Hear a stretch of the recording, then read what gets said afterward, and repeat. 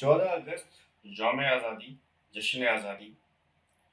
मैं पूरी तहरीक इंसाफ सिंध के कारकुनान को, अहदेदारान को, अपने सिंध की अवाम को बताना चाहता हूँ गो कि हमारा चेयरमैन, हमारा कप्तान, आप पूरी कौम का लीडर इमरान खान साहब जेल में हैं, बुरे हाल में हैं, खाना तक नहीं ठीक दिया जा रहा, परेशानियों में हैं, तकलीफ में हैं, पूरी पार्टी उनकी तकलीफ में है।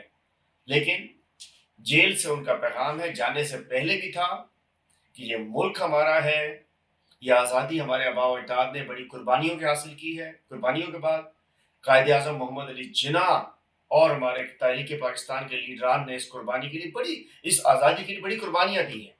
तो हमने एक कौम, जिंदा कौम, पाकिस्तानी कौम बनकर जश्न आज़ादी को, आमद जश्न आज़ादी 13 अगस्त और 14 अगस्त को भरपूर तरीके से हमने मनाना है।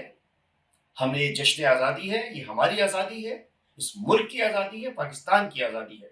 तो पाकिस्तान तहरीक इंसाफ भरपूर अंदाज में आमद जश्न आज़ादी और जश्न आज़ादी की तकरीबात में भरपूर हिस्सा लेगी, उन्हें इनकाद करेगी। आप लोग तमाम अपने अपने डिप्टी कमिश्नर्स को इजला के अंदर जाके दरखास्तें दे के हम तकरीबात करना चाह रहे हैं। कोई 144 आज़ादी की तकरीबात पर नहीं होना चाहिए। और उसके अलावा कुछ लोग कुछ आकबत नामदेश कुछ प्रोपेगेंडा चला रहे थे तहरीक इंसाफ की डीपीज लगाकर अपने फेसबुक और अपने सोशल मीडिया अकाउंट्स पे। वो हम में से नहीं है, एक साजिश है। एक साजिश के जरिए साजिश बुनने की कोशिश की गई थी।